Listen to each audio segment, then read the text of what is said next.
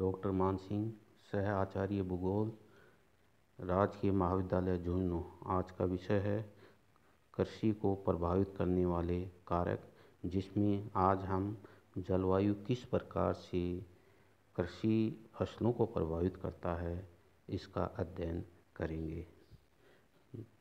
प्राकृतिक कारकों में धरातल के समान ही कृषि फसलों को निर्धारित करने में जलवायु अपना अहम योगदान रखता है। यदि हम जलवायु एवं वनस्पति को एक ही पहलू के दो तथ्य कहें तो कोई ज़्यादा अतिशयोक्ति नहीं होगी, क्योंकि जहाँ पर जैसी जलवायु होगी वहाँ पर उसी प्रकार की वनस्पति का विकास होता है। वनस्पति के विकास में जलवायु के दो कारक अपना अहम योगदान रखते हैं, जिसमें प्रथम वर्षा, द्वितीय तापमान। वर्षा के माध्यम से फसलों को जल मिलता है। प्रत्येक जैविक तत्व, चाहे वह वनस्पति हो, चाहे वह मानव हो, चाहे वह जीव हो, उसे निश्चित मात्रा में जल की आवश्यकता रहती है। उससे कम या अधिक जल प्राप्त होने पर उस पर विपरीत प्रभाव पड़ता है। जहाँ कृषि के विकास में भौतिक तत्व महत्वपूर्ण होते हैं, वहीं धरातल के विभिन्न भागों में कृषि का विकास वर्षा के वितरण के आधार पर मिलता है। किसी न किसी प्रकार से पानी की प्राप्ति फसलों के लिए महत्वपूर्ण होती है। यही कारण है कि प्रारंभ में कृषि के केंद्र वर्षावाहिनी नदियों के मैदानी भागों में विकसित हुए, क्योंकि उन भागों में फसलों के लिए पर्याप्त मात्रा में पानी उपलब्ध हो जाता था।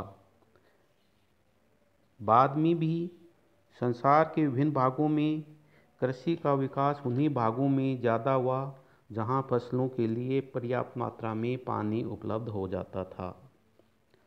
प्रत्येक फसलों के लिए अलग अलग मात्रा में जल की आवश्यकता रहती है।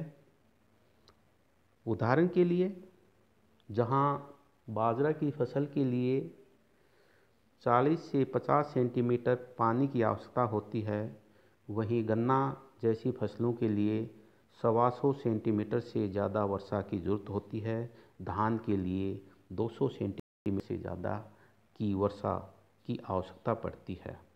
धरातल के भिन्न भिन्न भागों में कृषि के क्षेत्रों में भिन्नता का एक प्रमुख आधार है, जहाँ पर भिन्न भिन्न फसलों के लिए एवं विभिन्न पशुओं के लिए पानी की अलग अलग आवश्यकता होती है।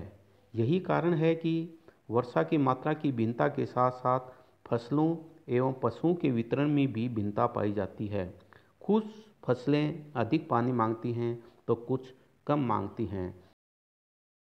इसलिए पानी उपलब्ध होता है उन क्षेत्रों में वैसी ही फसलें उत्पन्न होती हैं, जबकि कम पानी वाले क्षेत्रों में भी फसलें उत्पन्न होती हैं।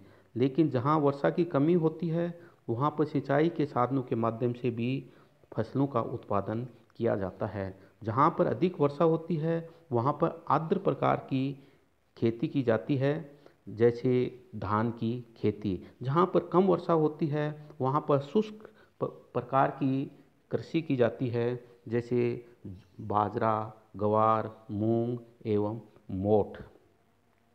अधिक वर्षा वाले क्षेत्रों में पाए जाने वाले पशुओं में मुख्य रूप से दूध देने वाले पशु होते हैं, जैसे गाय एवं भैंसें। इसके विपरीत जहाँ पर कम वर्षा होती है वहाँ पर उसी प्रकार के पशु पाए जाते हैं, जैसे भेड़, बकरी एवं ऊँट। कृषि को प्रभावित करने वाले जलवायु के कारक में दूसरा कारक है तापमान। तापमान भी कृषि के लिए उतना ही आवश्यक है जितना कि पानी। यह फसलों के विकास एवं उसके बीज या पौधों की वृद्धि के लिए जरूरी है। कोई भी पौधा तापमान के अभाव में विकसित नहीं हो सकता है। तापमान की दशाओं एवं भिन्नता के साथ ही कृषि में भिन्नता पाई जाती है। अलग अलग फसलों के लिए अलग अलग मात्रा में तापमान की आवश्यकता होती है। जैसे गेहूं के लिए उगते समय 10 डिग्री सेल्सियस, वृद्धि के समय 15 से 20 डिग्री सेल्सियस एवं पकते समय 20 से 25 डिग्री सेल्सियस तापमान की आवश्यकता होती है। धान के लिए तापमान 30 से 35 डिग्री सेल्सियस अधिक उपयुक्त रहता है। वहीं कुछ फसलें जैसे गन्ना जैसी फसलों के लिए तापमान 18 डिग्री से 27 डिग्री सेल्सियस के मध्य चाहिए। यदि अधिक तापमान हो जाता है तो गन्ने में रस की मात्रा कम हो जाती है। यदि कम तापमान होता है तो गन्ने में रस की मात्रा बनना प्रारंभ नहीं हो पाती है।